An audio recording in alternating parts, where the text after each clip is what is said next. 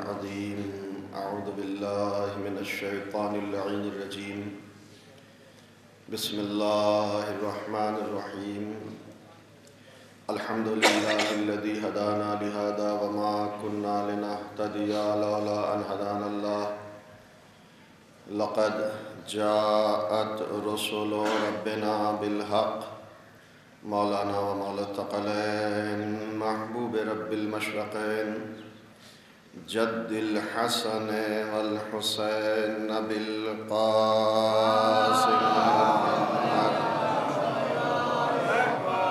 وعلى آل بيته الطيبين الطاهرين المعصومين المظلومين المنتجبين المنتخبين الذين أذهب الله عنهم الرجس وطهرهم تطهيرا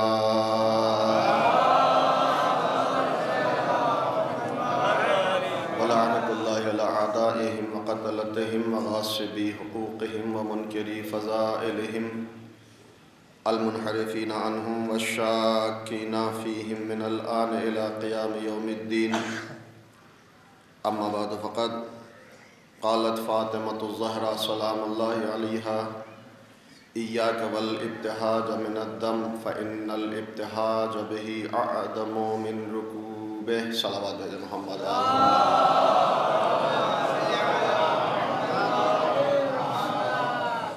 ایک اور سوال ہے محمد عالم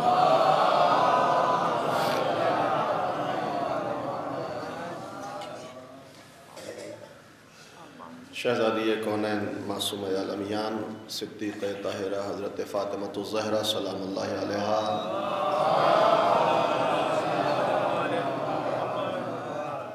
کی شہادت کی ایام کے مناسبت سے مجالس اعزاء کائنات کے چپے چپے میں منعقد کی گئی ہیں۔ یہ فرش عزائے فاطمی در حقیقت کاروان بشریت کی رہنمائی کر رہا ہے۔ خدا توفیق عطا کرے ہمیں کہ ہم ان مجالس اعزاز سے صحیح معنی میں استفادہ کر سکیں اور ذکر فاطمی سننے کے بعد کردار کو فکر فاطمی کے سانچے میں ڈھالنے کی کوشش کر سکیں۔ ایک صلوات میں محمد آل محمد۔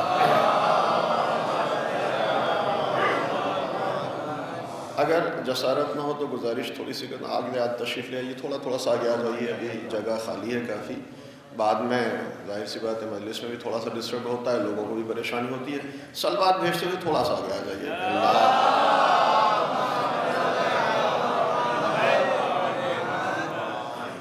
شہزادی کونین کی ایک حدیث مبارک جس کو سرنامہ سخن قرار دیا ہے، ایک حساس اور نفسیاتی مسئلے کی طرف شہزادی اشارہ کرتے ہوئے ارشاد فرما رہی ہیں، ایاک والابتہاج من الدم، خبردار گناہ کرنے کے بعد گناہ پر خوشی محسوس نہ کرنا۔ فإن الابتہاج به أعظم من رکوبہ، اس لیے کہ اگر انسان کوئی گناہ کرے اور گناہ کرنے کے بعد اسے احساس مسرت ہو، اسے خوشی ہو، تو یہ گناہ سے بھی بدتر جرم ہے۔ بعض اوقات کثرت گناہ کے نتیجے میں انسان گناہوں کے بعد کبھی کبھی فخر کرتا ہے، افتخار کرتا ہے، خوشی محسوس کرتا ہے، ہم نے تو ایسا کر دیا، ہم نے تو ویسا کر دیا، ہم تو ایسا کر سکتے ہیں، ہم تو ویسا کر سکتے ہیں۔ یہ انسان کی انتہائی پستی اور نہایت حقارت والی کیفیت ہے اگر انسان کے اندر یہ پیدا ہوتی ہے، جس کی طرف شہزادی کہہ رہی ہیں، خبردار گناہ کرنے کے بعد احساس مسرت نہ کرنا، خوشی نہ کا احساس نہ ہو۔ اگر ایسا ہوا تو یہ گناہ سے بھی بدتر جرم ہے۔ عزیزان محترم، شہزادی کونین اپنے ان اقوال سے ایک بہترین سماج کی بنیاد رکھنا چاہتی ہیں، ایک خوبصورت معاشرہ تشکیل دینا چاہتی ہیں۔ اپنے کردار کے ذریعے، اپنے اقوال کے ذریعے، اپنے سیرت کے ذریعے، اپنی رفتار و گفتار کے ذریعے شہزادی نے ہماری رہنمائی کی ہے۔ گویا شہزادی کی ذات طیبہ وہ مدرسہ ہے جہاں سے عالمگیر اخوت کا سبق ملتا ہے، جہاں عالم افروز مساوات کی تصویریں دلکشی کا سامان فراہم کرتی ہیں۔ شہزادی کی ذات وہ ذات ہے کہ جہاں خود اعتمادی کی سرسبزی، عزت نفس کی بلندی، فرض شناسی کی خوش رنگینیاں، ایثار و قربانی کے مسکراتے ہوئے گل بوٹے، عقیدہ و ایمان کے متبسم غنچے، جد و جہد کی شفاف نہریں، عبادت کی روح نواز ہوائیں، روحانیت کی جان بخش فضائیں، عزائم کے اونچے اونچے پہاڑ اور عشق و محبت کے فلک بوس منارے ہر صاحب نظر کو دعوت فکر دے رہے ہیں۔ ایک صلوات بھیجے محمد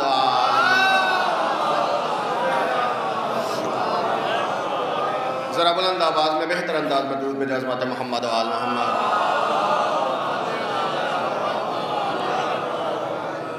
تو ذرا توجہ کیجئے گا، ایک موضوع ہے، میں پہلے بھی اس موضوع سے متعلق کچھ عرائض آپ کی خدمت میں پیش کر چکا ہوں، لیکن اسی سے مربوط کچھ باتیں جلدی کوشش ہوگی کہ انشاءاللہ وقت سے پہلے اپنی معروضات ختم کر دوں۔ گناہ پر احساس، گناہ پر خوشی کا احساس، یہ گناہ سے بدتر ہے۔ دوسری جگہ شہزادی ارشاد فرماتی اربعۃ ذم اشر من الذم، 4 چیزیں گناہ سے بھی بدتر ہیں، 4 کام گناہ سے بھی بدتر ہیں۔ وہ کیا ہیں؟ الاستصغار والافتخار والاستبشار والاصرار۔ اگر انسان گناہ کرے اور گناہ کرنے کے بعد اپنے گناہ کو چھوٹا سمجھے تو یہ گناہ سے بھی بدتر ہے۔ اگر انسان نعوذ باللہ انسان شعوری یا لاشعوری طور پر گناہوں میں مرتکب ہو جاتا ہے، انسان مومن کی علامت یہ ہے کہ اگر انسان اپنے گناہ کی طرف متوجہ ہو تو فوراً دست دعا کو بلند کرے، استغفار اور توبہ کے لیے رب کی بارگاہ میں اپنے ہاتھوں کو بلند کرے، توبہ کرے، یہ مومن کی علامت ہے۔ لیکن اگر خدا نخواستہ اس کے برعکس یہ نفسیانی کیفیت ہو کہ انسان گناہ کرنے کے بعد اپنے گناہ کو چھوٹا سمجھنے لگے، شہزادی کہتی ہیں یہ گناہ سے بھی بدتر ہے۔ گناہ کرنے کے بعد گناہ پر انسان اصرار کرے، گناہ پر تکرار کرے، یہ گناہ سے بھی بدتر ہے۔ گناہ کرنے کے بعد گناہ پر انسان فخر کرے، گناہ پر خوشی محسوس کرے، یہ گناہ سے بھی بدتر ہے۔ توجہ کیجئے گا، علماء کرام یہاں موجود ہیں۔ سب سے پہلی چیز جس کے بارے میں کہا گیا الاستصغار، یعنی گناہ کو چھوٹا سمجھنا، یہ گناہ سے بھی بدتر ہے۔ کسی بھی گناہ کو چھوٹا سمجھنا یہ گناہ سے بدتر۔ بعض اوقات نہیں، ہم نے بچپن سے سنا ہے کہ گناہ دو طرح کے ہوتے ہیں، کچھ گناہ صغیرہ ہیں، کچھ کبیرہ ہیں، کچھ چھوٹے ہیں، کچھ بڑے ہیں۔ جسارت نہ ہو، میں آپ سے ایک سوال کرنا چاہتا ہوں۔ یہ جو ہمارے ذہنوں میں ڈال دیا گیا کہ کچھ گناہ چھوٹے ہیں، کچھ بڑے ہیں، تو پھر شہزادی یہ کیوں کہہ رہی ہیں کہ انسان اگر چھوٹے گناہ کو چھوٹا سمجھے تو یہ سب سے بڑا گناہ ہے؟ آخر اس کا کیا سبب ہے؟ اس کا مطلب یہ ہے کہ مسئلہ شاید کچھ اور ہے۔ یہ جو کہا گیا کہ صاحب کچھ گناہ چھوٹے ہیں، کچھ بڑے ہیں، کچھ صغیرہ ہیں، کچھ کبیرہ ہیں۔ اب میرا آپ سے دوسرا سوال ہے کہ آپ گناہان صغیرہ کے 2-4 نام آپ مجھے بتا دیں، 2-4 مثالیں بتا دیں تو میں تسلیم کر لوں گا کہ واقعاً کچھ گناہ صغیرہ ہے، کچھ کبیرہ ہے۔ آپ کسی بھی 2-3 گناہ کا نام، چھوٹے سے چھوٹے گناہ کو سوچئے اور پھر پوچھئے علماء سے کہ یہ صغیرہ ہے یا کبیرہ ہے۔ آپ 2-3 گناہوں کے نام بھی نہیں بتا سکتے، میں بڑی ذمہ داری سے کہہ رہا ہوں۔ 2-3 مثالیں بھی گناہ صغیرہ کی آپ پیش نہیں کر سکتے کہ جس کو یہ کہا جائے کہ یہ چھوٹا گناہ ہے۔ پھر جو قرآن میں بھی اشارہ کیا گیا ہے اور بچپن سے جو بھی ہمیں بتایا گیا ہے کہ کچھ صغیرہ ہیں، کچھ کبیرہ ہیں، اس کا فلسفہ کیا ہے؟ علامہ طباطبائی صاحب تفسیر المیزان اس فلسفے کو بیان کرتے ہوئے فرماتے ہیں کہ دیکھیں، ذاتی طور پر کوئی گناہ چھوٹا گناہ نہیں ہے۔ کوئی بھی گناہ جس کو ہم سمجھتے چھوٹا سمجھتے، کوئی گناہ چھوٹا گناہ نہیں ہے۔ کوئی گناہ ذاتی طور پر، کوئی بھی گناہ، خدا نخواستہ آپ کسی کی توہین کریں، یہ گناہ صغیرہ ہے؟ نہیں، گناہ کبیرہ ہے۔ خدا نخواستہ کوئی کسی کو تماچا لگا دے، یہ گناہ صغیرہ ہے؟ نہیں، گناہ کبیرہ ہے۔ جتنے بھی آپ گناہوں کا نام لیں گے یہ سب کبیرہ ہے۔ پھر یہ چھوٹا گناہ کیوں کہا جاتا ہے؟ علامہ طباطبائی کہتے ہیں کہ ذاتی طور پر ہر گناہ کبیرہ ہے، لیکن جب اسی گناہ کو اب کسی دوسرے گناہ سے مقایسہ کریں، مثال کے طور پر خدا نخواستہ ایک شخص نے کسی مومن کی توہین کی، ذاتی طور پر گناہ کبیرہ ہے۔ تماچا لگایا، یہ بھی ذاتی طور پر گناہ کبیرہ ہے۔ لیکن خدا نخواستہ اگر کوئی کسی کو قتل کر دے تو یہ قتل کرنا اس توہین کرنے اور اس تماچے لگانے کی بنسبت گناہ کبیرہ ہے، ورنہ خود یہ تماچا لگانا اور توہین کرنا خود ذاتی طور پر گناہ کبیرہ ہے۔ لہذا شہزادی ارشاد فرما رہی ہیں اربعۃ من الذم اشر من الذم، 4 چیزیں گناہوں سے بھی زیادہ بدتر ہیں، گناہوں سے بھی زیادہ شدید ہیں۔ سب سے پہلی چیز، جب انسان گناہ کو چھوٹا سمجھے، توجہ کیجئے گا، آپ محسوس کیجئے گا گناہ کو چھوٹا سمجھنا۔ مجھے یاد آ رہا ہے کہ میں نے یہاں اسباب گناہ اور آثار گناہ پر بھی گفتگو کی ہے، لیکن وہ کون سی چیزیں ہیں، وہ کون سا طریقہ ہے کہ جس کے بنیاد پر انسان گناہوں سے اپنے دامن کردار کو محفوظ رکھ سکتا ہے؟ وہ کون سے کام ہے جس کو انجام دینے کے بعد انسان گناہ سے بچ سکتا ہے؟ توجہ کیجئے گا، بہت سارے علماء نے اسباب بیان کیے ہیں، 17-18 اسباب علماء اخلاق بیان کرتے ہیں۔ میں 2-3 کی طرف اشارہ کر کے اپنی گفتگو کو مکمل کر لوں گا۔ ایک سلسلہ حسب عادت آپ کی خدمت میں پیش کرنا، ایک صلوات بھیجیں محمد و آل محمد۔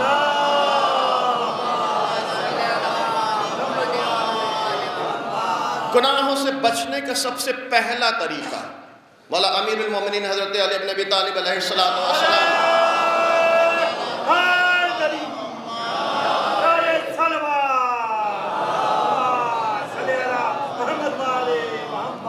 مولا ارشاد فرماتے ہیں نعمعون المعاصی الشبع۔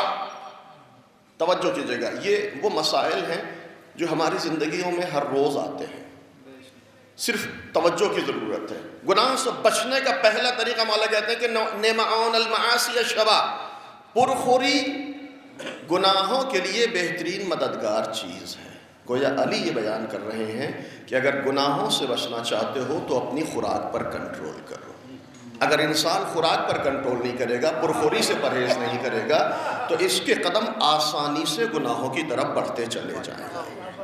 اگر انسان نے اپنے خوراک پر، اپنی غذا پر، اپنے کھانے پر، اپنے شکم پر کنٹرول نہیں کیا، آسانی سے گناہ کی طرف قدم بڑھ جائیں گے۔ دوسری جگہ ارشاد ہوتا ہے لا تمیت القلوب بکثرت الطعام والشراب، خبردار زیادہ کھانے پینے سے اپنے دلوں کو مردہ نہ بنا لینا۔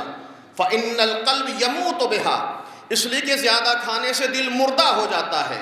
كالدرع اذا اکثر علیہ الماء، بڑا خوبصورت استعارہ علی نے استعمال کیا۔ مولا کہتے ہیں زیادہ کھانے پینے سے دلوں کو مردہ نہ بنانا، اس لیے کہ زیادہ کھانے سے پرخوری سے دل مردہ ہو جاتا ہے۔ کیسے؟ ہم سب کا تعلق گاؤں دیہات سے، کھیتی کی ہے یا کھیتی ہوتے ہوئے دیکھا ہے۔ آپ دیکھیں، کھیتوں کو دیکھیں، کسان کو دیکھیں۔ کسان جب اپنے کھیت میں پانی دیتا ہے تو فصل کے مزاج کو ذہن میں رکھتے ہوئے پانی دیتا ہے۔ كالدرع اذا اکثر علیہ الماء، خوبصورت محاورہ مولا استعمال کر رہے ہیں۔ زیادہ کھانے سے دلوں کو مردہ نہ بنا، دل مردہ ہو جاتا ہے۔ زیادہ کھانے سے دل مردہ ہو جاتا ہے، کیسے؟ جیسے اگر کسان کھیت میں حد سے زیادہ پانی دے تو فصل مر جاتی ہے، انسان پیٹ میں حد سے زیادہ کھانا دے تو دل مر جایا کرتا ہے۔ صلوات بھیجیں محمد و آل محمد۔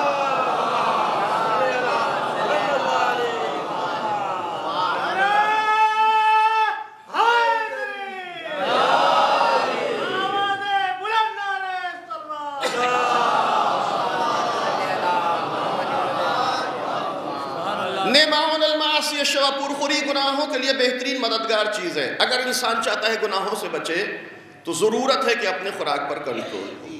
اچھا ہو سکتا ہے کہ سوال آئے کسی کے ذہن میں بھی، زیادہ کھانے سے گناہ کا رابطہ کیا ہے؟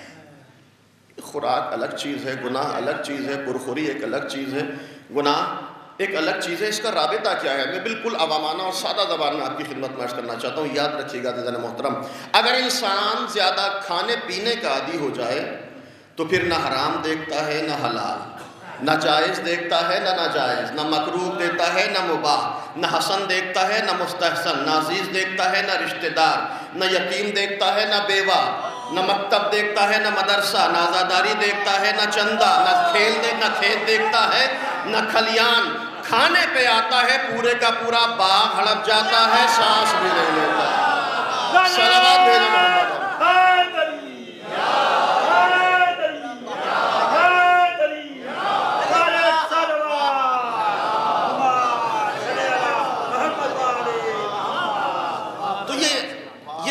کھانا پینا، یہ زیادہ کھانے پینے کا شوق انسان کے قدم آسانی سے گناہوں کی طرف بڑھا لیتا ہے، لہذا ضروری ہے کہ خوراک پر کنٹرول ہو۔ توجہ کیجئے گا، مختلف قسم کے لوگ ہمارے سماج میں ملتے ہیں۔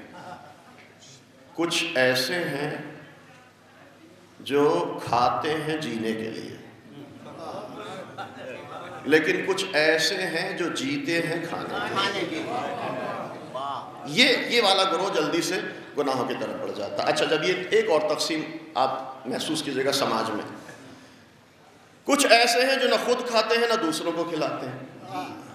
یہ پستی ہے، حقارت ہے، یہ ضلالت ہے۔ انسان نہ خود کھائے نہ دوسروں کو کھلائے، یہ پستی ہے، حقارت ہے۔ کچھ ایسے ہیں جو خود تو کھاتے ہیں دوسروں کو نہیں کھلاتے ہیں، یہ کنجوسی ہے، بخل ہے۔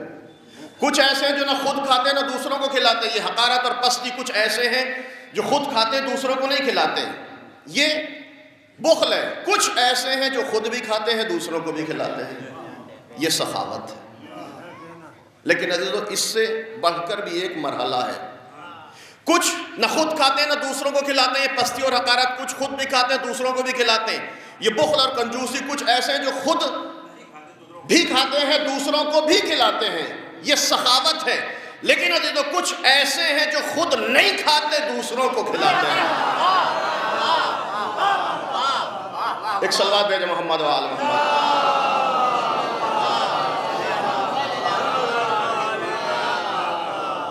ایک اور بلند ترین صلوات بھیجے محمد و آل محمد۔ توجہ کیجئے گا، ایک جملہ کہنا چاہتا ہوں شہزادی کی مناسبت سے مجالس سے۔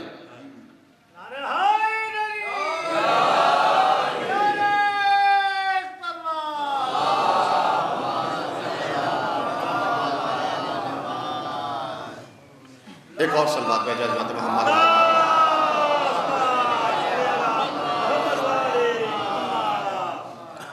کچھ خود بھی کھاتے ہیں دوسروں کو بھی کھلاتے ہیں، یہ سخاوت ہے۔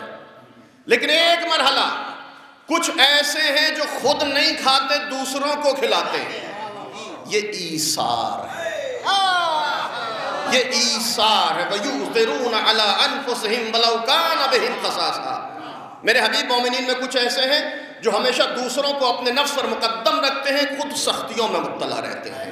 کچھ ایسے ہیں جو خود نہیں کھاتے دوسروں کو کھلاتے۔ عزیزان محترم، یاد رکھیے گا، شروع کے تینوں قسم کے لوگ ہر سماج، ہر علاقے، ہر شہر، ہر دیہات اور ہر معاشرے میں مل سکتے ہیں، لیکن اگر چوتھے قسم کے لوگوں کی تلاش ہے تو سورہ دہر کی تلاوت کرتے ہوئے در فاطمہ پر آنا پڑے گا۔ صلوات بر محمد و آل محمد۔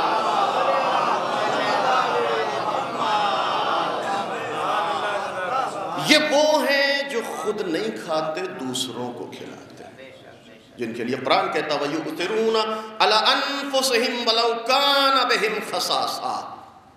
میرے حبیب کی مومنین دوسروں کو اپنے نفس مقدم رکھتے ہیں، خود بھوکے سو جاتے ہیں، اپنے بچوں کو بھوکا سلا دیتے ہیں، لیکن کوئی سائل، کوئی فقیر، کوئی اسیر، کوئی مسکین دامن مراد دروازے سے خالی لے کر نہیں جاتا، یہ دوسروں کو کھلاتے ہیں۔ میں اکثر و بیشتر شہزادی کی مجلس میں اس بات کو پڑھتا ہوں، آپ ذرا غور کیجیے گا، یہ وہ ہیں جو خود نہیں کھاتے دوسروں کو کھلاتے ہیں۔ جنگ خیبر سن 6-7 ہجری میں ہونے والی عظیم جنگ ہے تاریخ اسلام کی۔ ہم نے ہمیشہ ایک رخ کو دیکھا ہے خیبر کی، لیکن خیبر علی و فاطمہ کے فضائل کا گلدستہ ہے۔ صرف ہم نے شجاعت میں محدود کیا ہے، لیکن ذرا سا ایک رخ میں اکثر شہزادی کی مجلس میں اس واقعے کو بڑا معنوی اور بڑا خوبصورت واقعہ ہے۔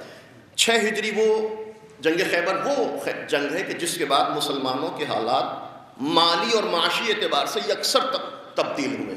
خیبر سے پہلے مسلمانوں کے گھروں میں چولہا نہیں جلتا ہے، کئی دن بھوکے رہتے ہیں، فاقہ ہے، بھوک مری ہے، قحط ہے، کچھ نہیں ہے مسلمانوں کے انتہائی ابتر بقول شبلی نعمانی کے کہ کئی دن تک مسلمانوں کے گھر میں کھانا نہیں بنتا ہے۔ خیبر سے پہلے بڑے برے حالات ہیں، لیکن خیبر کے بعد یکسر حالات تبدیل ہوئے۔ کیوں؟ جب خیبر فتح ہوا علی کی وجہ سے تو بے پناہ مال غنیمت مسلمانوں کو ملا۔ یہ شبلی نعمانی کا جملہ ہے، کہتے ہیں کہ مدینے کے جن مسلمانوں کے گھروں میں چولہا نہیں جلتا تھا، علی کی وجہ سے ان گھروں میں پکوان پکائے جا رہے ہیں۔ ذرا صلوات بھیجے محمد و آل محمد۔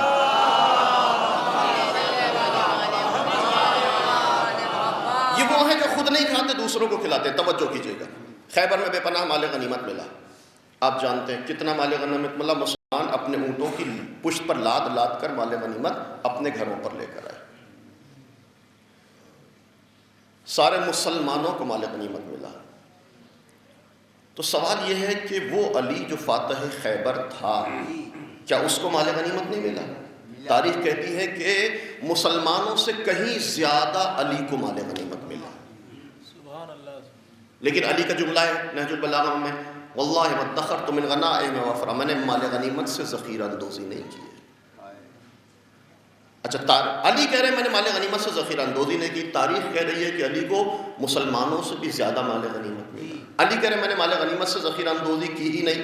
گویا علی یہ بتانا چاہ رہے ہیں کہ وہ اور ہوں گے جو مال غنیمت کے لالچ میں میدان میں گئے. میں علی ہوں، اگر ملا بھی ہے تو غریبوں میں تقسیم کر دیا.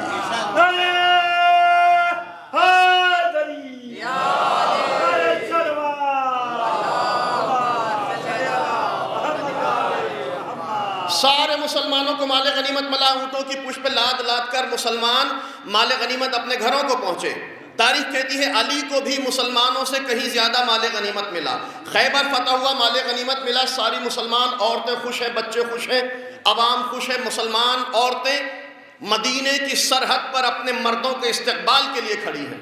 خوشی، انبساط، سرور، کیف اور مستی کا ماحول ہے. ساری عورتیں مدینے کے سرحد پر اپنے مردوں کے استقبال میں کھڑی ہیں. ادھر فاطمہ بھی اپنے دروازے پر علی کے استقبال میں کھڑی ہیں. مسلمان عورتیں بھی انتظار میں ہیں، فاطمہ بھی انتظار میں ہیں. لیکن جس طرح مسلمان مردوں کے اور علی کے آنے میں فرق تھا، اسی طرح سے مسلمان عورتوں کے انتظار میں اور فاطمہ کے انتظار میں بھی فرق تھا. اب ذرا دیکھیے، فرق محسوس کیجئے گا. کیا فرق ہے؟ شہزادی کی مجلس ہے، سرمشق حیات ہے شہزادی کی ساتھ، خواتین تک بھی آواز جا رہی ہے. ذرا محسوس کریں، واقعی کی معنویت کو محسوس کیجئے گا. سارے مسلمان اپنے دروازوں پر مال غنیمت لاد لاد کر لے کر آئے، اونٹوں کی پشت پہ لاد لاد کر لے کر آئے. لیکن جب علی در فاطمہ پر پہنچے تو خالی ہاتھ پہنچے. جب علی در فاطمہ پر پہنچے تو خالی ہاتھ پہنچے. فاطمہ نے سوال کیا، یا ابا الحسن میں نے سنا ہے خیبر میں بڑا مال غنیمت ملا، سارے مسلمان مال غنیمت لے کر آئے ہیں. توجہ جملے پر عزیزو. یا ابا الحسن، یا علی میں نے سنا ہے سب کو مال غنیمت ملا. یا علی کیا آپ کو مال غنیمت نہیں ملا؟ علی نے مسکرا کر جواب دیا، دختر رسول ملا تھا، لیکن مدینے سے باہر غریبوں کی ایک بستی تھی، سارا مال غنیمت یتیموں میں تقسیم کر دیا.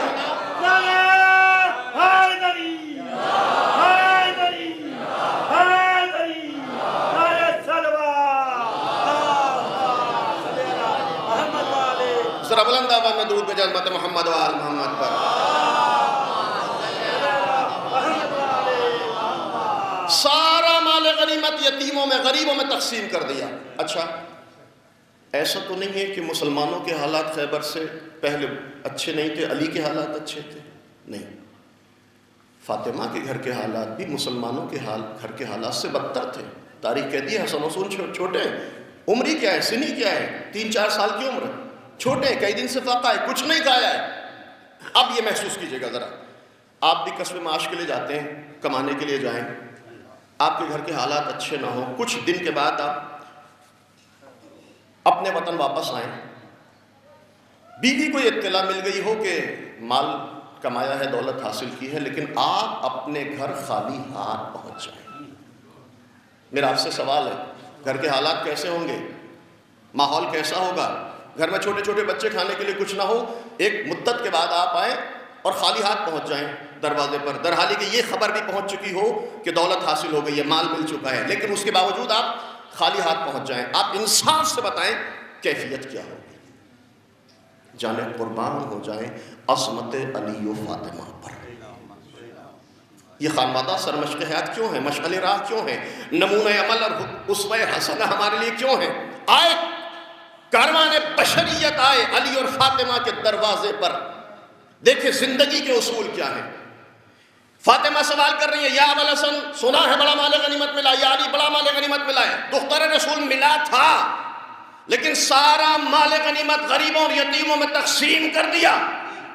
دنیا کی کوئی شریف سے شریف عورت ہوتی اس مقام پر، اس کو یہ کہنے کا حق تھا کہ بڑا اچھا آپ نے کام کیا، یتیموں اور غریبوں میں تقسیم کر دیا، لیکن تھوڑا سا مال غنیمت بچا لاتے، آپ کے بچے بھی فاقے سے ہیں، بھوکے سے ہیں، کئی دن سے کھانا نہیں بنائے گھر میں، بچے انتظار کر رہے تھے۔ یہ حق تو یقیناً تھا نا، کسی بھی خاتون کو، کسی بھی عورت کو یہ کہنے کا حق تو تھا۔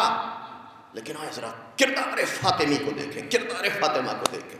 اچھا، کمال بھی یہ ہے، جتنے بھی یہاں حضرات بیٹھے ہوئے ہیں، آپ بھی دوسروں کی مدد کرنے کا جذبہ رکھتے ہیں، لیکن یاد رکھیے گا کوئی بھی مرد اس وقت تک کھل کر دوسروں کی مدد نہیں کر سکتا جب تک اس کو اس کے گھر سے تعاون اور مدد حاصل ہو، جب تک اس کی بیوی، اس کی شریک حیات اس کے کام میں معاون ثابت نہ ہو، ورنہ کوئی کھل کر مدد نہیں کرے گا۔ اگر کھل کے نہیں کر سکتا، کرے گا بھی تو چھپ چھپا کر کرے گا، یہ خطرہ ہے کہ گھر کے ماحول خراب نہ ہو، حالات نہ بگڑ جائیں، سوال ہوگا، جواب ہوگا، پوچھا جائے گا۔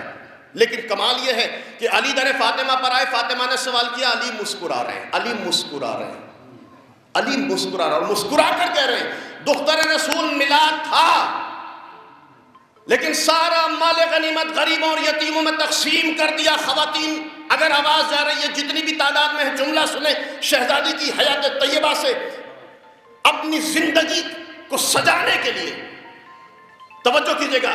علی کہہ رہے ہیں کہ علی کہہ رہے ہیں کہ دختر رسول ملا تھا، غریبوں میں تقسیم کر دیا، بی بی ملا تھا، یتیموں میں تقسیم کر دیا۔ علماء موجود ہیں، اگر جسارت نہ ہو ایک جملہ کہنا چاہتا ہوں، علی مال غنیمت لے کر چلے، بیچ میں یتیموں کی بستی پڑی، سارا مال غنیمت علی نے غریبوں میں تقسیم کر دیا۔ میں نے عرض کیا کہ کوئی بھی مرد اس وقت تک کھل کر دوسروں کی مدد نہیں کر سکتا جب تک اس کی بیوی اس کے اس کام میں معاون اور مددگار نہ ہو۔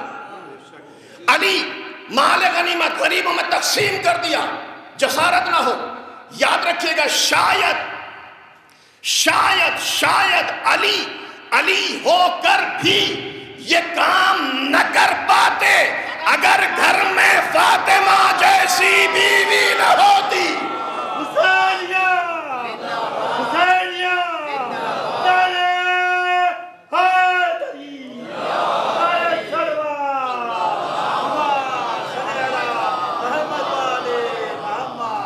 ایک اور صلوات بھیجیں عظمت فاطمہ زہرا سلام اللہ علیہا۔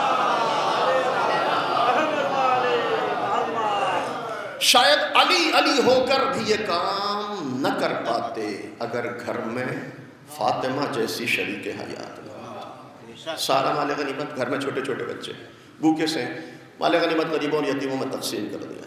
یہ وہ ہیں جو خود نہیں کھاتے، دوسروں کو کھلاتے ہیں۔ وَيُؤْثِرُونَ عَلَىٰ أَنفُسِهِمْ وَلَوْ كَانَ بِهِمْ خَصَاصَةٌ، دوسروں کو مقدم رکھتے۔ اچھا، اب یہ علی کا عمل تھا، اب فاطمہ کا رد عمل، فاطمہ کا ری ایکشن۔ یا علی کیا ہوا؟ مال غنیمت دختر رسول غریبوں میں تقسیم کر دیا۔ رد عمل شریف سے شریف عورت ہوتی تو کیا ہوتا؟ یہ ہوتا کہ اچھا کیا، تھوڑا سا بچا لاتے تو بڑا اچھا ہو جاتا۔ آپ کے بچے بھی، ہمارے گھر بھی بچے ہیں، کئی دن سے کھانا نہیں کھایا، ان کا فاقہ بھی ٹوٹ جاتا۔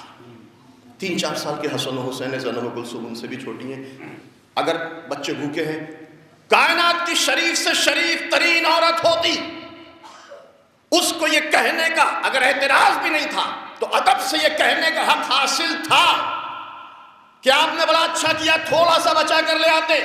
لیکن جانے قربان ہو عظمت فاطمہ پر، تاریخ کہتی ہے فاطمہ نے اعتراض نہیں کیا بلکہ شکر کے لیے ہاتھوں کو بلند کر دیا۔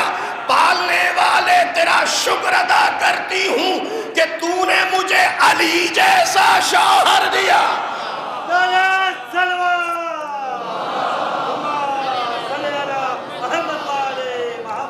میرے معبود تیرا شکر ادا کرتی ہوں، تو نے مجھے علی جیسا شوہر دیا، اس لیے کہ پالنے والے تو دلوں کے رازوں سے واقف ہے، تو اسرار نہفتہ سے باخبر ہے، تو دلوں کے رازوں کو جانتا ہے۔ تجھے معلوم ہے کہ تیری کنیز فاطمہ نے یہ نظر کی تھی، یہ منت مانی تھی کہ اگر علی آئیں گے، مال غنیمت لائیں گے تو سارا مال غنیمت یتیموں میں تقسیم کرا دوں گی۔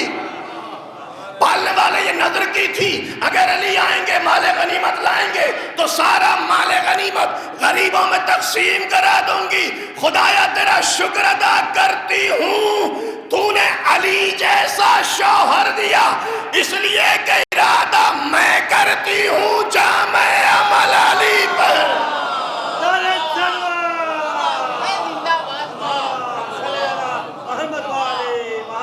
بلند ترین صلوات بھیجیں حضرت فاطمہ زہرا سلام اللہ علیہا. نہیں، ذرا اس سے بہتر انداز میں مل کر صلوات بھیجیں محمد والا.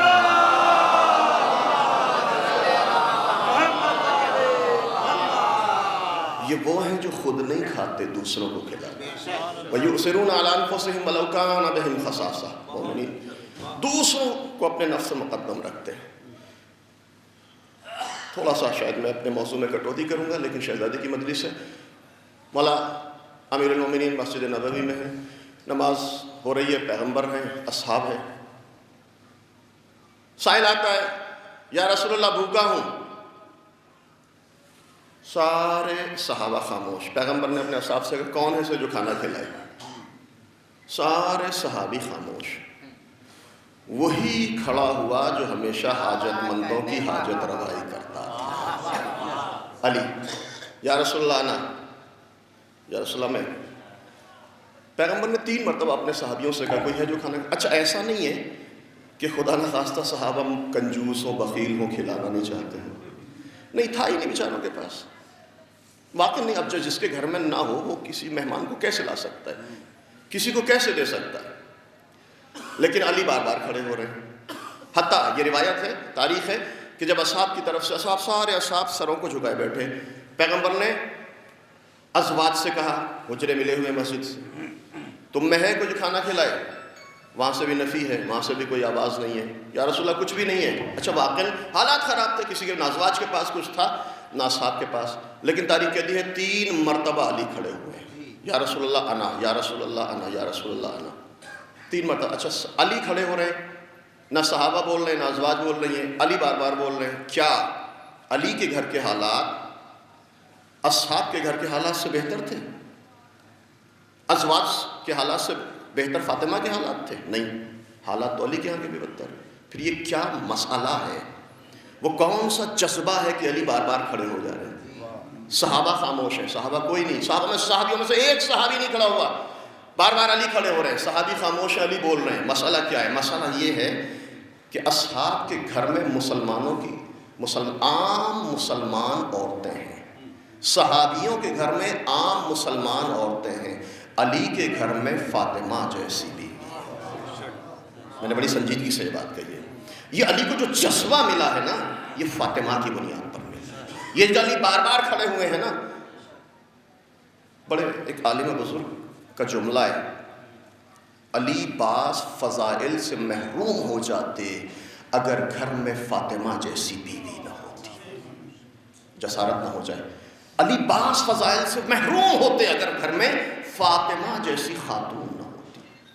یہ فاطمہ علی کو ہمت دے رہی ہیں، علی کو جذبہ دے رہی ہیں کہ سارے اصحاب خاموش ہیں، علی کھڑے ہو رہے ہیں، بار بار کھڑے ہو رہے ہیں. کھڑے ہوتے ہیں جب کوئی نہیں ہے، پیغمبر کہتے ہیں جاؤ اپنے ساتھ لے کر جاؤ، کھانا کھلاؤ. راستے میں بھی علی کے دل میں یہ خیال نہیں آیا کہ گھر میں کچھ نہیں ہے. علی جانتے ہیں کہ فاطمہ ہے، سائل دروازے سے نامراد نہیں پلٹ سکتا. وہ ہے جو نہ خود کھاتے نہ دوسروں کو کھلاتے ہیں، خود بھی بھوکے سوتے ہیں، بچوں کو بھی بھوکا سلا دیتے ہیں، لیکن سائل کبھی واپس نہیں پلٹ سکتا. علی دروازے پر پہنچے، دق الباب، دختر رسول اکیلا نہیں ہوں، سائل ہوں، بھوکا ہے. اب فاطمہ نے جو جواب دیا ہے، یا علی کھانے کے لیے کچھ بھی نہیں ہے، فقط میری 4 سالہ زینب کا حصہ باقی ہے. 4 سالہ زینب کا حصہ باقی ہے، باقی کھانے کے لیے کچھ نہیں ہے. فاطمہ تمہارے دروازے سے کوئی سائل نامراد نہیں پلٹا، کوئی بھوکا نہیں پلٹا ہے. اب ذرا محسوس کیجئے گا، فاطمہ ایک ماں بھی ہے، ایک بیوی بھی ہے، ایک بیٹی بھی ہے. بچوں کی تربیت کیسے کی جا سکتی ہے، کیسے کی جاتی ہے؟ آئے کاروان بشریت فاطمہ کو سرنوشت حیات بنائے. علی و فاطمہ گفتگو کر رہے ہیں. فاطمہ کہہ رہی میری 4 سالہ زینب کا حصہ باقی ہے، باقی سب کچھ ختم ہو چکا ہے. اگر ایسی حالت میں فاطمہ اپنی زینب کا حصہ اٹھائیں اور سائل کو دے دیں تو یقیناً زینب کو کوئی اعتراض نہیں ہوگا، لیکن ہو سکتا ہے بچی ہے دل میں یہ کسک باقی رہ جائے. کوئی ماں باپ بچی کا حصہ اگر کسی کو دے دے تو ہو سکتا ہے بچے کے دل میں یہ کسک رہ جائے، احتراماً کچھ نہ کہیں کہ بھئی دیکھیے ساحل کو دے دیا اور ہم بھوکے رہ گئے. ہو سکتا ہے یہ کسک باقی رہ جائے، لیکن ذرا انداز تربیت دیکھیے. ادھر گفتگو ہو رہی ہے، دختر رسول سائل ہے، یا علی میری 4 سالہ زینب کا حصہ باقی ہے. جیسے ہی زینب نے یہ گفتگو سنی، تاریخ کہتی ہے کہ تربیت فاطمہ نے اپنا اثر دکھانا شروع کیا. زینب اپنے حصے کا کھانا اپنے ہاتھوں پر لے کر آگے بڑھی. بابا میرے حصے کا کھانا سائل کو عطا کر دیجئے، بابا میرے حصے کا کھانا سائل کو عطا کر دیجئے. فاطمہ ماں ہے، ماں کی آنکھوں میں آنسو ہیں. علی کا دل تڑپ رہا ہے. ایک مرتبہ باہوں کو کھولا، گلے سے لگایا، میری لال زینب تم واقعی زینب ہو. زینب یعنی باپ کی زینت. میری لال تم واقعی زینب ہو. ماں کی ممتا تڑپ رہی ہے، فاطمہ کی آنکھوں میں نمی ہے. میری لال، یہ تربیت فاطمہ کا اثر ہے کہ 4 سالہ بچی کھانا سائل کے حوالے کر دیا. علی کہتے ہیں فاطمہ اپنے بچوں کو بھوکا سلا دو، نومین الصبیان، بچوں کو بھوکا سلا دو. بچے بھوکے سو گئے، علی و فاطمہ بھوکے سو گئے. سائل نے کھانا کھا لیا. رات گزری، اذان صبح سے پہلے علی مسجد میں داخل ہو رہے. پیغمبر مسکرا کر علی کا استقبال کر رہے. یا علی یہ بتاؤ رات کون سا کام انجام دیا کہ مشیت وجد میں آ گئی؟ فرشتہ آیت لے کر نازل ہو گیا، وَيُؤْثِرُونَ عَلَىٰ أَنفُسِهِمْ وَلَوْ كَانَ بِهِمْ خَصَاصَةٌ. میرے حبیب تمہارے مومنین میں کچھ ایسے ہیں جو خود بھوکے رہتے ہیں، دوسروں کو اپنے نفس پر مقدم رکھتے ہیں.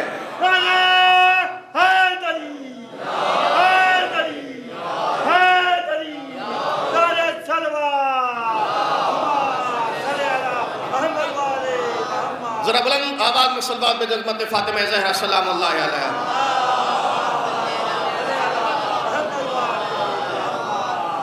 بہرحال میرا موضوع طولانی تھا، میں اپنی بات کو نہیں سمیٹ سکا. جلدی سے اذان کا وقت قریب ہے، جلدی سے اپنی گفتگو کو مکمل کرنا چاہتا ہوں. گناہوں سے بچنے کا پہلا طریقہ ہے انسان اپنے خوراک پر کنٹرول کرے، اپنے پیٹ کا خیال رکھے. نمعون المعاصی الشبہ.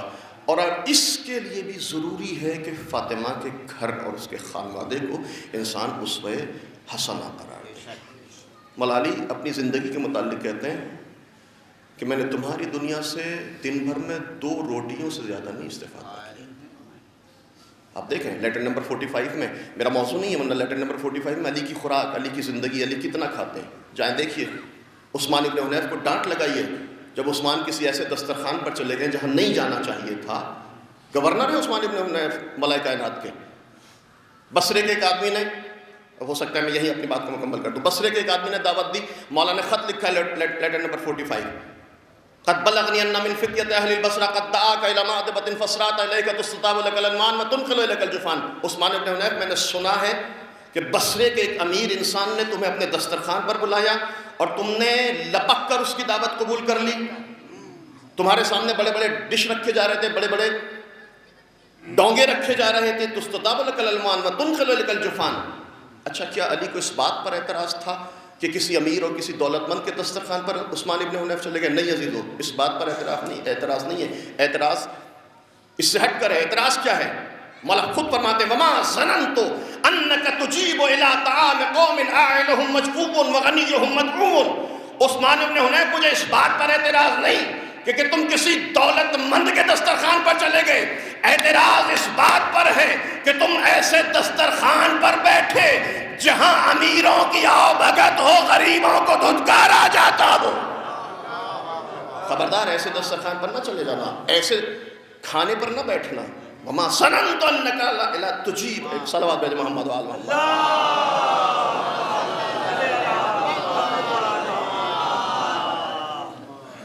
گناہوں سے بچنے کا بہترین طریقہ خوراک پر کنٹرول. آپ شہزادی کی حیات طیبہ کو دیکھیں، علی کی زندگی کو دیکھیں. علی ارشاد فرمائیں الا وان امامکم قد اکتفی من دنیاکم بتمرہ ومن طعمہ بقرصہ. میں تمہارا امام ہوں، تم میرے ماموم ہو. Letter number 45. میں تمہارا امام ہوں، تم میرے ماموم ہو. دیکھو تمہارے امام کی سیرت یہ ہے، تمہارے امام نے الا وان امامکم قد اکتفی من دنیاکم بتمرہ ومن طعمہ بقرصہ. تمہارے امام نے پہننے کے لیے 1 جوڑی لباس، کھانے کے لیے 2 چھوٹی چھوٹی روٹیاں. قرصہ، قرص 2 روٹیاں. ابن ابی الحدید مقتزلی کہتا ہے کہ علی نے زندگی میں کبھی ایک دن میں 2 روٹیوں سے زیادہ استفادہ نہیں کیا. اور پہننے لباس بھی کیسے، میرا موضوع لباس نہیں ہے لیکن لباس بھی پہننے کا طریقہ بتایا کہ ایک جوڑی لباس سے زیادہ کبھی علی کے پاس نہیں رہے. آئیں ارباب سیاست، ارباب اقتدار، ارباب حکومت آئیں، علی کی زندگی کو سرمشق حیات کر رہے ہیں. قد اکتفی من دنیاکم بتمرہ، گناہوں سے بچنے کا بہترین طریقہ خوراک پر کنٹرول، پیٹ پر کنٹرول. علی کہتے ہیں میں نے تمہاری دنیا سے کھانے کے لیے 2 چھوٹی چھوٹی روٹیاں چاہوں. اچھا سوال یہ کہ علی نہیں کھا سکتے تھے؟ علی کے پاس کھانے کے لیے نعوذ باللہ نہیں تھا؟ کیا فاطمہ کہ گھر میں اتنا نہیں تھا کہ علی کو اچھا کھانا کھلا سکے؟ نعوذ باللہ من ذالک. نہیں، مولا کہتے ہیں چاہوں تو بہترین غذا کھا سکتا ہوں، چاہوں تو بہترین لباس بنا سکتا ہوں، چاہوں تو بہترین مکان اپنے لیے تعمیر کر سکتا ہوں. لو شئت لاہتدیت الطریق الی مصفى هذا العسل ولباب هذا الكم ونسائج هذا القصب. چاہوں تو دنیا کی بہترین غذا، دنیا کا بہترین لباس، دنیا کا بہترین مکان اپنے لیے تعمیر کرا سکتا ہوں، لیکن ایسا نہیں کروں گا. کیوں؟ لیکن ہیہات ان یغلبنی ہوائی، چاہوں تو یہ سب کر سکتا ہوں لیکن نہیں کروں گا، اس لیے کہ میں علی ہوں اور علی کی ہوائے نفس علی پر غالب نہیں آ سکتی.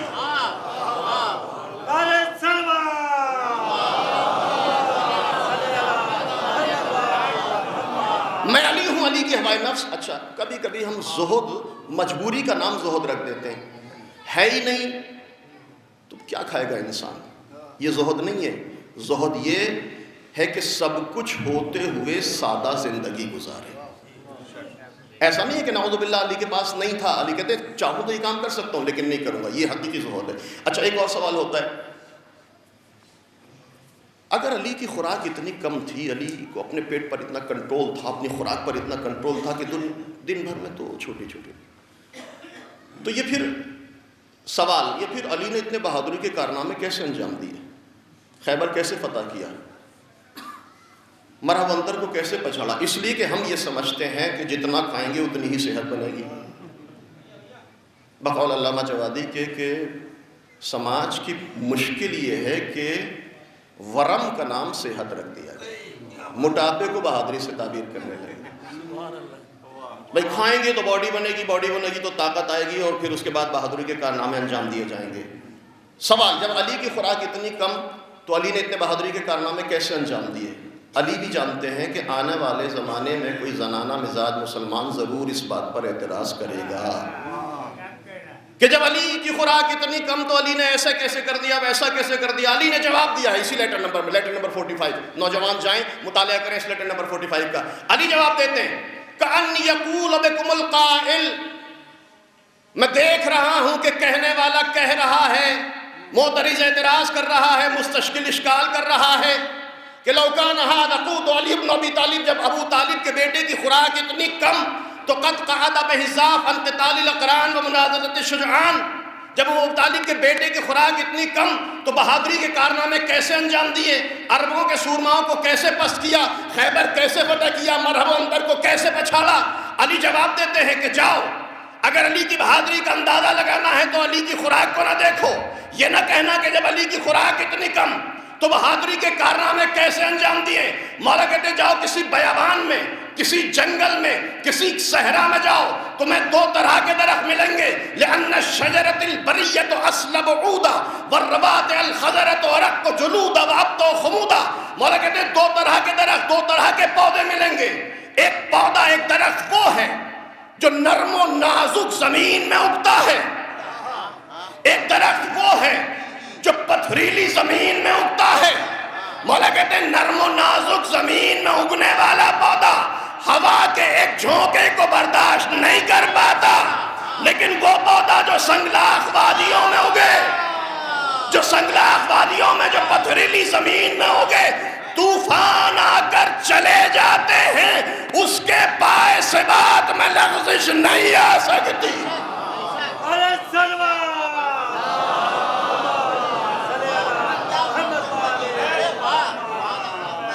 اب نہ کہنا کہ علی کی خوراک اتنی کم تھی تو علی نے بہادری کے کارنامے کیسے انجام دیے. جب علی کی خوراک اتنی کم تھی تو علی نے بہادری کے کیسے کرنا انجام. جو یاد رکھیے گا فتح خیبر کے بعد علی نے اعلان کیا تھا کہ میں نے خیبر قوت جسمانی سے نہیں اکھاڑا ہے، قوت ربانی سے میں نے خیبر قوت جسمانی سے نہیں اکھاڑا، قوت ربانی سے نہیں۔ ہو سکتا ہے قوت جسمانی کھانے پینے کے ذریعے حاصل ہو جائے، لیکن اگر قوت ربانی کی تلاش ہے تو تقوی الہی اختیار کرو، قوت ربانی ملتی چلی جائے۔ صلوات پر محمد وآل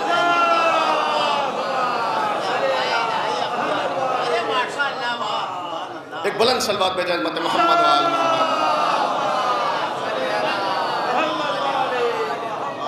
یہ وہ ہیں جو خود نہیں کھاتے، دوسروں کو کھلاتے ہیں۔ بھوکے بچے چھوٹے چھوٹے، آپ سورہ دہر کی تفسیر دیکھیں، سورہ دہر کی تلاوت کریں، ترجمہ دیکھیں۔ کوئی سائل، مسکین، اسیر، فقیر بن کر آتا ہے، در فاطمہ سے کوئی واپس نہیں پلٹتا ہے۔ یہ اور بات ہے کہ جس فاطمہ نے دنیا کے ساتھ ایسا کیا، اسی فاطمہ کے ساتھ دنیا نے بڑے مظالم کیے، بڑے مظالم کیے۔ کتنا ظلم کہ رسول کی اکلوتی بیٹی 18 سال کی عمر میں عصا لے کر چلنے پر مجبور۔ اتنا ظلم کہ فاطمہ مرثیہ پڑھ رہی ہے، صبت علیہ مصائب لہنہا صبت علی الایام سنہا۔ اتنا ظلم کو علی کو تنہا کر دیا گیا، علی کو اکیلا کر دیا گیا۔ لیکن عزاداروں یاد رکھیے گا، پیغمبر کے بعد علی کو تنہا تو کر دیا گیا تھا، لیکن فاطمہ نے علی کو تنہائی کا احساس نہیں ہونے دیا۔ علی تنہا تھے لیکن احساس تنہائی فاطمہ، جب تک فاطمہ زندہ تھیں علی کو احساس تنہائی فاطمہ نے نہیں ہونے دیا۔ آپ ہمیشہ سنتے ہیں شہزادی کے مسائل میں، ہمیشہ سنتے ہیں، ہمیشہ فاطمہ مرثیہ پڑھتی ہیں، صبح شام گریا کرتی ہیں، لیکن جب علی صحن خانہ میں آتے ہیں، علی جب گھر میں داخل ہوتے ہیں، فاطمہ اپنے آنسوؤں کو پہنچ لیتی ہیں، مسکرا کر علی کا استقبال کرتی ہیں، اس لیے کہ علی کا دل دکھا ہوا ہے، علی کا حق غصب کر لیا گیا ہے، علی کو مدینے میں لوگوں نے سلام کرنا چھوڑ دیا ہے، اب علی کو کوئی سلام نہیں کرتا، علی تنہا کر دیے گئے ہیں، لہذا فاطمہ اپنے غم کو بھول کر مسکرا کر علی کا استقبال کرتی ہیں۔ ایسا نہ ہو میرے آنسوؤں سے علی کو تکلیف پہنچ جائے، ایسا نہ ہو میرے گریے سے علی اضطراب میں مبتلا ہو جائیں، لیکن عزاداروں روایت کہتی ہے وہی فاطمہ ایک دن صحن خانہ میں بیٹھی مرثیہ پڑھ رہی ہے، صبت علیہ مصائب لہنہا، علی وارد خانہ ہوئے، دختر رسول اتنا گریا کیوں؟ یا علی میں اپنے اوپر ہونے والی مصیبتوں پر نہیں رو رہی ہوں، دختر رسول پھر کیوں گریا کر رہی ہے؟ یا علی میں نے سنا ہے مدینے کے لوگ آپ کو سلام نہیں کرتے۔ اجرکم اللہ عزاداروں، چند جملے مصائب کے زحمت تمام کروں۔ یا علی میں نے سنا ہے مدینے کے لوگ آپ کو سلام نہیں کرتے۔ علی تڑپے، اے رسول کی بیٹی فاطمہ، حالت یہ نہیں ہے کہ مدینے کے لوگ علی کو سلام نہیں کرتے، اے دختر رسول کیفیت یہ ہے علی سلام کرتا ہے، مدینے کے لوگ علی کے سلام کا جواب نہیں دے۔ عزاداروں جیسے ہی یہ جملے سنے، فاطمہ نے دست دعا کو بلند کی، آواز دی، اللہم عجل وفاتی سریہ، پالنے والے فاطمہ کی موت کو قریب کر دے، اس لیے کہ فاطمہ زندہ رہ کے کیا کرے گی جب علی کے سلام کا جواب نہ دیا جائے۔ میں کہوں گا بی بی یہ مدینہ ہے کربلا نہیں۔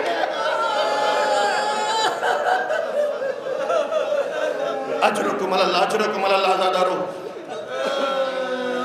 چند منٹ اور زحمت تمام کر رہا ہوں آپ میں اس فاطمہ یعنی فاطمہ کی مجلس سے۔ فاطمہ خانوادہ عصمت و طہارت کے لیے بڑی عزیز ہیں، تمام ائمہ اپنی جدہ سے تمثل کرتے ہیں، کتنی محبت کرتے ہیں آپ محسوس کر سکتے ہیں۔ چھٹے امام کی خدمت میں ایک شخص حاضر ہوا، عجیب و غریب روایت ہے، ایک شخص حاضر ہوتا ہے، امام کا چاہنے والا ہے، آتا ہے مولا اللہ نے مجھے بیٹی جیسی نعمت سے نوازا ہے۔ امام نے مسکرا کر مبارکباد پیش کی، میرے بھائی تجھے مبارک ہو۔ راوی کہتا ہے فرزند رسول سمیتہا فاطمہ، اے فرزند رسول میں نے اپنی بیٹی کا نام فاطمہ رکھا ہے۔ جیسے ہی امام نے یہ سنا سر کو جھکا لیا، زہر و قطار رونا شروع کر دیا۔ راوی کہتا ہے مولا کوئی غلطی ہو گئی، کوئی خطا سرزد ہو گئی، کیا مجھے اپنی بیٹی کا نام فاطمہ نہیں رکھنا چاہیے تھا؟